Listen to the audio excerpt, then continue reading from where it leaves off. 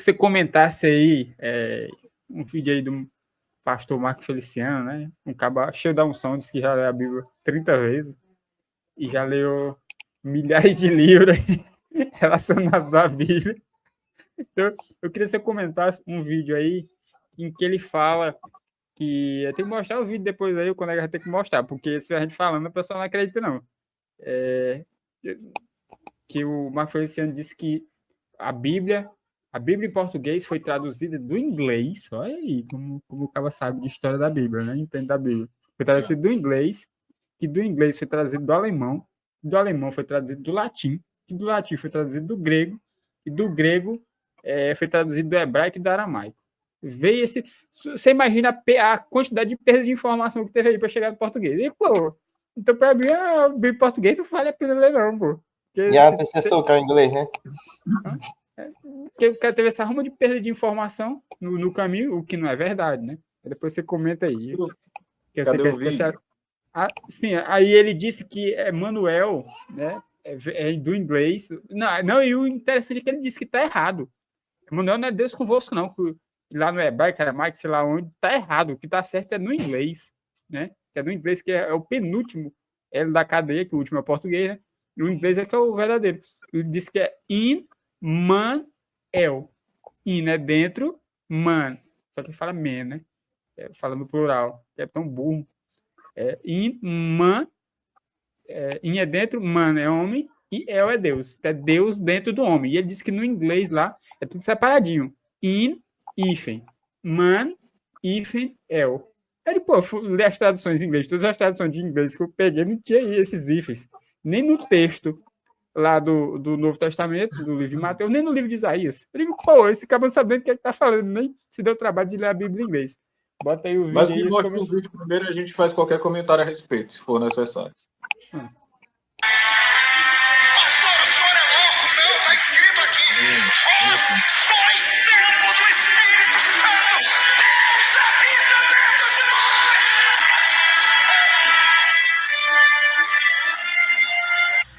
Quem se lembra quando o profeta Isaías vai falar do nascimento do Messias? Quando ele diz assim, o seu nome será Emanuel, que significa Deus conosco. Todavia, a palavra correta não é Emanuel. A língua portuguesa, a nossa língua portuguesa foi traduzida do inglês. E antes do inglês era em alemão. E antes do alemão era em latim. E antes do latim era em grego. E antes do grego era em hebraico e aramaico. Então, olha quantas traduções para chegar à língua portuguesa. Em inglês, não... Aí a gente precisa primeiro fazer algumas correções em relação ao que ele falou sobre a jornada tradutória da Bíblia.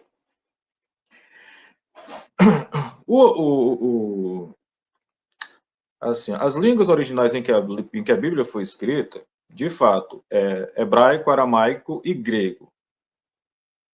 Existe uma ordem cronológica de sucessão de projetos tradutivos e de escrita da Bíblia? Existe. O Antigo Testamento foi escrito em hebraico e aramaico.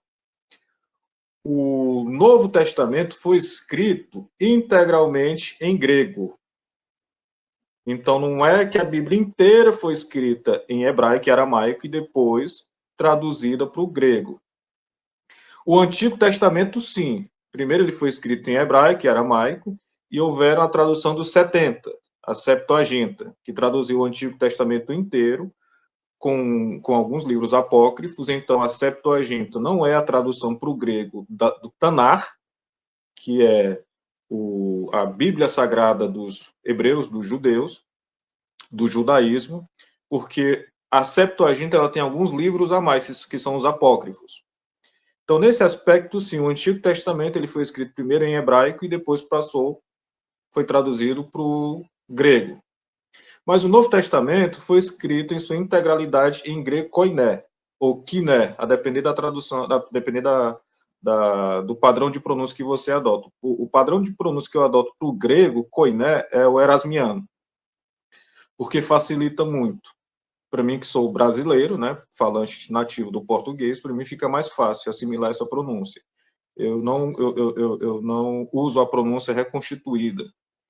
Evidentemente que essa pronúncia ela é um pouco mais fiel à feição fonética do grego durante o seu uso, a época em que ele vigia como língua. Mas primeiro é desnecessário, é totalmente despiciente você adotar uma pronúncia próxima ou parecida, ou mesmo fiel à do idioma na época de seu uso, na época em que era uma língua viva, porque atualmente o koiné não é usado para se comunicar. Você aprende para ler, não para falar em grego koiné. Assim como o latim, assim como o aramaico, assim como o hebraico bíblico. O que se fala hoje em Israel é o hebraico moderno, o que se fala hoje na Grécia é o grego demotique, que é o grego moderno.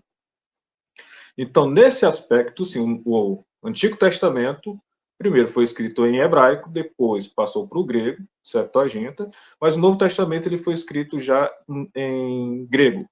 Então, a Bíblia completa não teve esse itinerário tradutológico, hebraico e grego. O Antigo Testamento, sim, completamente não. Depois, sim, foi traduzida para o latim, né, a Vulgata, e posteriormente o Lutero nos prestou o grande favor de traduzir a Bíblia para o alemão. Na época, ele queria que todo mundo tivesse acesso à Bíblia. E nesse ponto, eu concordo com ele. De fato, todos devem ter acesso à Bíblia, todos os que tiverem interesse de lê-la. O que eu discordo de Lutero, e eu não posso afirmar se ele defendia isso, talvez o Tasso saiba, é que a Bíblia pode ser interpretada por todos. Porque quando você abre a interpretação, a exegese da Bíblia para todos, indiscriminadamente, você está construindo um terreno extremamente fértil, ubérrimo, para a produção de heresias. Porque se cada um interpreta como quer, eu posso interpretar uma passagem bíblica destacada do seu contexto e falar que aquela é a minha interpretação. Então ninguém pode dizer que eu estou errado, porque você está relativizando a verdade da Bíblia. É como se a Bíblia inteira fosse composta apenas de doxa e não tivesse a aletheia, que é a verdade. Então, nesse ponto, eu discordo essencialmente de Lutero. Mas ele traduziu, de fato, a Bíblia para o alemão. E depois, a maior parte das traduções em línguas que, segundo a Igreja Católica, são línguas leigas, né? não são línguas sagradas, a maior parte dos projetos tradutivos, francês, tem Le Martin, do francês, do português mesmo, eu não sei se a sinodal do russo mas a maior parte desses projetos tradutivos de línguas recentes se inspiraram, de fato, na tradução de Lutero, mas nem todos. Então, falar que a Bíblia teve uma sequência cronológica tradutória em que partiu do hebraico, passou pelo grego, passou pelo alemão, inglês e português, não é verdade. Até porque tem projetos tradutivos da Bíblia que partiram direto dos originais. Não partiram de nenhuma Bíblia em língua leiga, nem alemão, nem francês, nem inglês. Mas tem, por exemplo, de fato tem uma língua, tem uma tradução em língua portuguesa, que é da King James, que é inspirada, ela é uma retradução do inglês para o português. Na verdade, é uma tradução do inglês para o português. Aí já fica explícito que, de fato, a base tradutológica dessa versão é a King James, que é do inglês. Mas aí, o que ele está falando não é totalmente verdade. Não é uma mentira absoluta, mas existem muitos pontos falhos. Ele foi muito inespecífico, cometeu alguns equívocos aí na fala dele. Esse percurso aí aconteceu em algumas Bíblias, não em todas. Então, a Bíblia em português, até porque existem várias edições, existe na Nova Linguagem de Hoje, que não é uma tradução interlingual, que é de língua para língua, é uma tradução intralingual, que é quando você traduz você reelabora, na verdade, um texto do seu próprio idioma, que está numa linguagem mais formal, mais culta, para uma linguagem mais simples, mais acessível, mais palatável para o grande público. Isso se chama tradução intralingual. É o que acontece com a Nova Linguagem de hoje. Aí você vê, dentro do português existem traduções cuja origem é o próprio português. E existem traduções que têm origem no espanhol, tem traduções que têm origem na versão inglesa, e tem traduções que têm origem nos originais. Não nos originais, nas línguas originais. Pode continuar. Se fosse Emanuel, seria Deus conosco. Mas Immanuel não é Deus conosco. Im é dentro.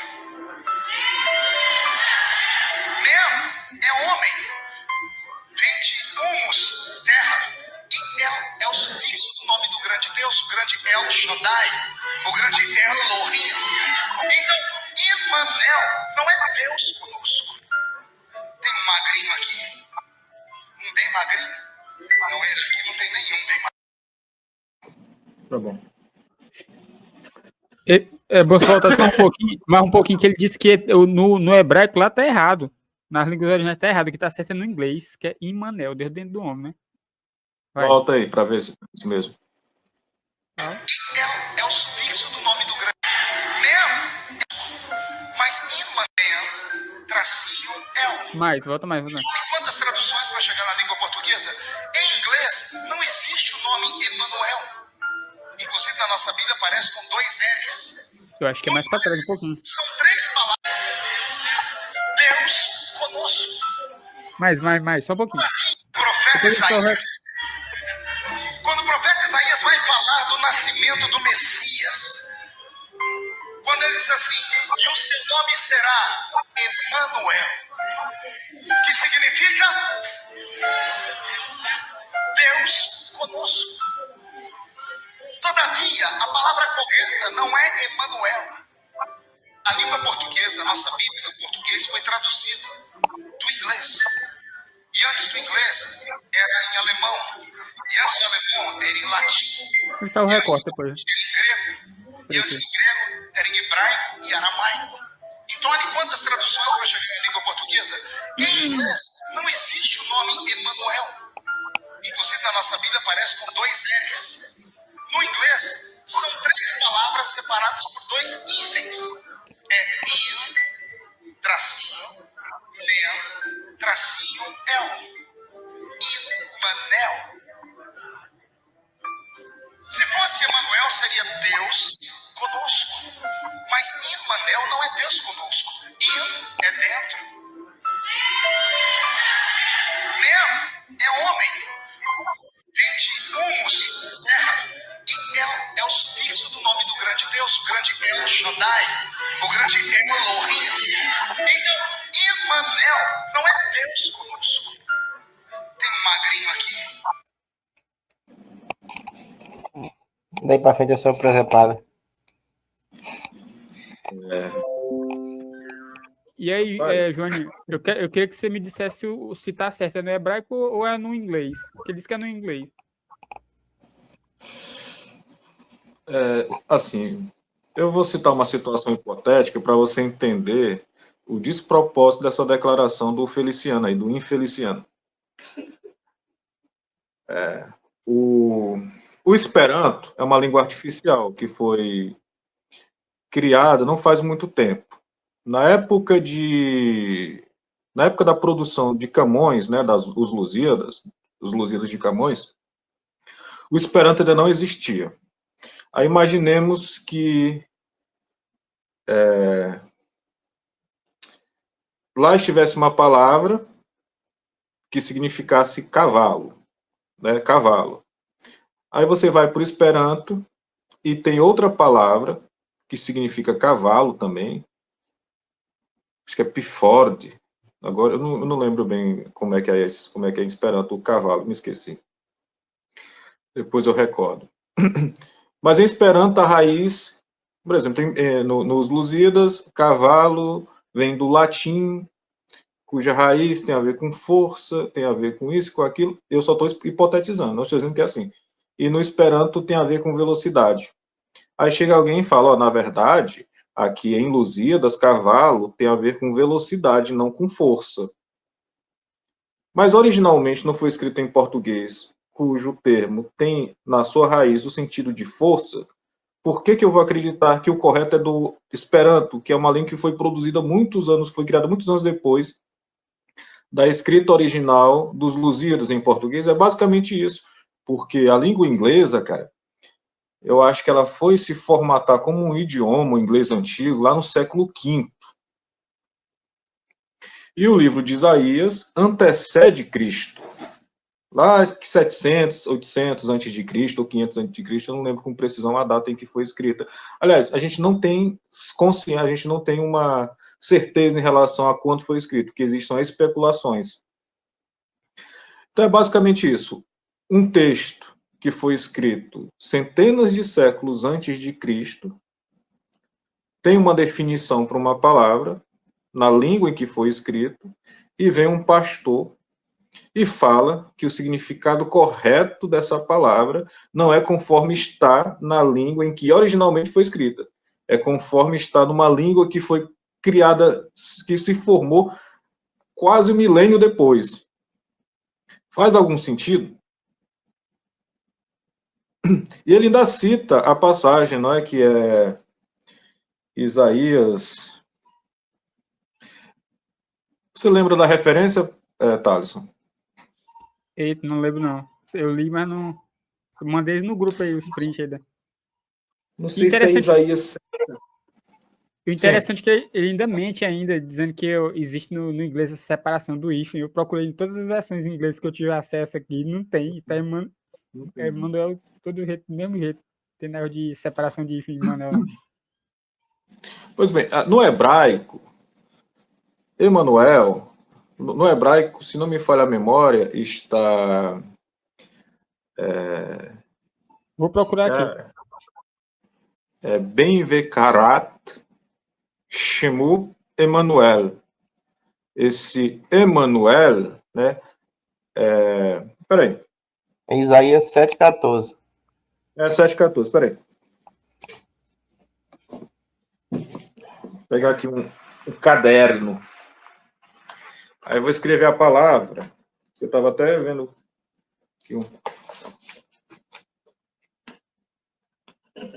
só para mostrar. Mas tu tem um caderno, mas ele tem um piano, né? Na hora que ele tá falando, meu amigo, piano trua, aí dá um som ali, meu amigo, e todo mundo se convence. Mas na câmera vai ficar ao contrário, com letra. Vixe, é mesmo, ó. Tá ao contrário aí, não é? Eu não entendo. Não sei se tá de trás pra frente, pra trás, tá a cabeça pra baixo. Tem que escrever ali ao contrário. Ficou ao contrário. Mas aí fica difícil escrever ao contrário, né? A letra vai ficar de qualquer forma. Deixa eu tentar colocar. Não, tá bom. Não presumo. Tu bota a parte de trás da folha e risca de trás da folha. E risca por de trás. Que vai dar de revestrez. Tu cobre a parte de trás da folha. Que aí depois a gente faz o recorte. Espera aí.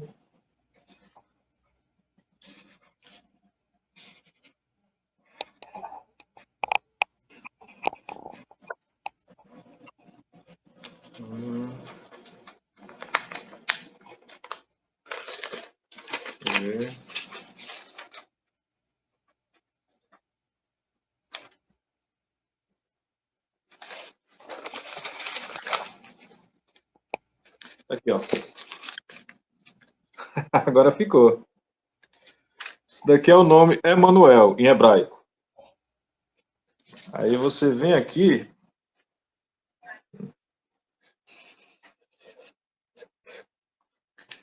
Isso daqui é imano, que significa conosco. Com, nu, nós. Né? Como diria o Thaleson, com nós. Tô brincando. Mas é conosco. Vobisco. Conosco, imano, conosco. E aqui é El, que realmente vem de El Shaddai, Elohim. Tem Micael, Mi, quem é, Ka, como o Senhor, Elohim. O El é Deus. Então, Immanuel é Deus conosco. Esse Imano significa conosco. Tem até o Imerá, que é contigo. imi, que é comigo, e mano é convosco, conosco, que também pode ser trazido entre nós. Então, isso daqui é a origem do nome Emanuel. Aliás, esse é o nome Emanuel, e eu mostrei a formação da palavra, os seus componentes formativos, os seus morfemas. E outro erro que ele cometeu, ele falar que men vem de humus. Nada a ver. Homem é que se supõe que vem de humus, mas homem vem de homine, do latim, ou homine, do latim, a depender também da pronúncia que você adota. Porque essas línguas mortas, elas têm tipos de pronúncias diferentes. Os estudiosos inventam pronúncias, umas que têm a ver com evidências de como era falado na época de seu uso efetivo, e outros que são reconstituições aleatórias para facilitar o estudo acadêmico.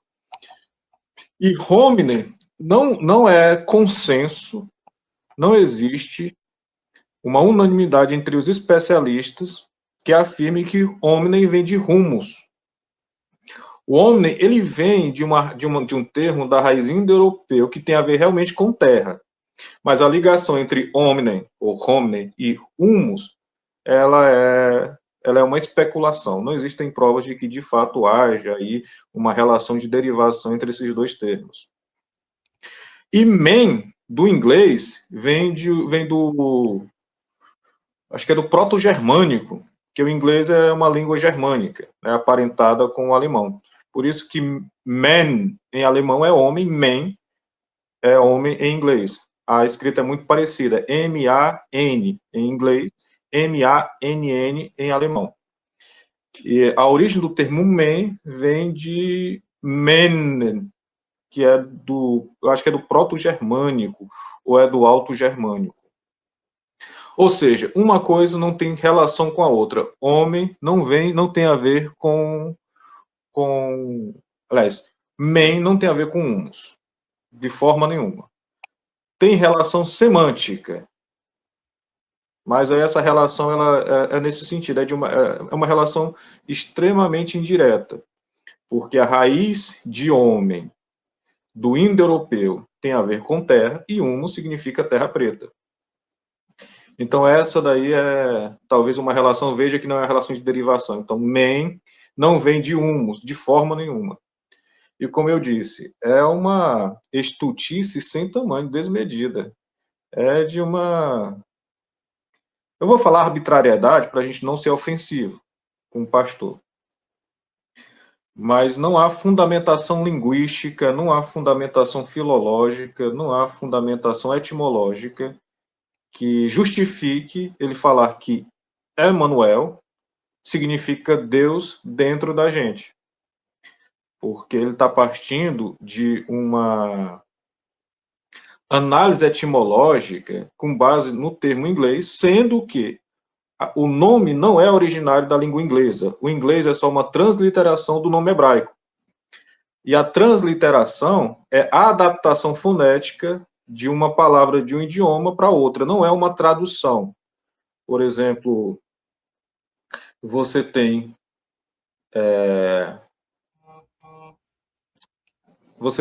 coração em português, aí você tem cordes em latim, você tem cœur em francês, você tem cardio em grego, você tem lev em hebraico. Aí é uma tradução, você está traduzindo a palavra. Agora, transliteração é o que acontece, por exemplo, no caso de Tiago. Você tem, no original, Yaakov, aí você tem Jacobus, no latim, você tem, eu acho que é Jacobus, ou Jacob, no grego, as duas construções existem simultaneamente.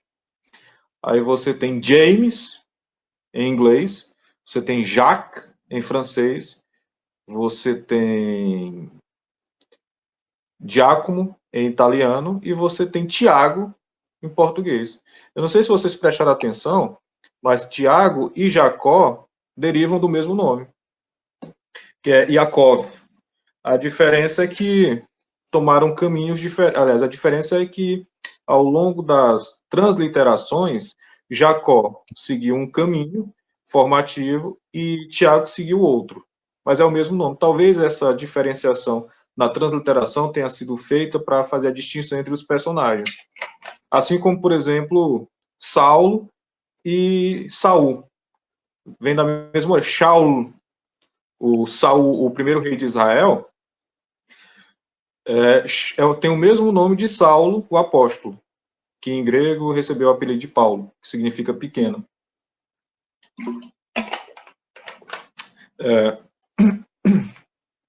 Então, se você quer saber, aí eu vou falar, por exemplo, imaginemos que eu fale que não, Tiago não significa enganador. Tiago, sendo que é uma transliteração de Yaakov, que significa enganador e usurpador. Mas aí alguém chega e fala, não, Tiago não é usurpador, não é enganador, não, porque Tiago vem de, sei lá, vem de teias. Então significa alguém que cria relações, é um homem afável, é um homem comunicativo, é um homem cordial. Porque no português é assim. Mas se o nome é uma transliteração de outro, em cuja língua original tem um significado, o significado desse nome deve ser resgatado da língua original, e não de uma outra língua para o qual ele foi transliterado. Isso é um completo absurdo. E nome não se traduz. Nome você translitera. Você não traduz o nome de uma língua para outra, você faz transliteração. E a transliteração tem por objetivo fazer uma adaptação para que o nome seja mais pronunciável pela comunidade linguística que o está adotando. Por isso que os nomes dos personagens bíblicos, eles sofrem transliteração em quase todo idioma. Porque são nomes que vão fazer parte da cultura, do registro comunicativo da comunidade em que o cristianismo penetra. Vai se tornar um nome comum, um nome típico, então é necessário que se faça uma adaptação. Agora, outros nomes de pessoas que não têm tanta relevância, que não têm importância, por exemplo, se eu for para a Alemanha, eles não vão fazer a transliteração do meu nome. Se eu for para a Rússia, também não. Se eu for para a França, também não, porque o meu nome não vai... eu não vou me tornar eu não sou um personagem de relevância internacional, nem tampouco de importância histórica que me torne habitual a pronúncia do meu nome entre eles. Então, não precisa de transliteração. O Thalisson, se o Thales for visitar os Estados Unidos, for visitar a Itália, for visitar a Espanha, não vão fazer a transliteração do nome dele. Provavelmente vão pronunciar de maneira equivocada, de maneira errada. E não é nem tanto o equívoco, mas vão pronunciar conforme a feição fonética dos idiomas nativos deles. Mas não vão precisar fazer uma transliteração, porque eles não vão precisar falar o nome Tarso o tempo inteiro. Já os personagens bíblicos, sim, precisam, porque no Ocidente o cristianismo ele penetrou em quase todos os países. E em muitos países ele se tornou uma religião oficial. Então, são nomes que são pronunciados com muita regularidade, com muita frequência. Aí se faz necessário fazer uma transliteração. E transliteração não é tradução. Então, se há o nome... deixa eu ver aqui. O nome João... Tem um exemplo aqui, Jânio, eu vou falar só um exemplo aqui. Foi uma vez o Jovelino, né? Jovelino lendo a Bíblia, né? Aí tinha o nome do filho de Adão chamado Sete. Aí ele disse, não, o que substituiu Caim foi 7, porque 7 é um número profético. Aí, pô, Jovelino, isso aí não faz sentido não, pô. Porque aí eu fui no inglês, né? Pô, se fosse 7 relacionado ao número, na tradução aqui tava 7 no nome do 7 aqui, mas tá 7, não tá 7.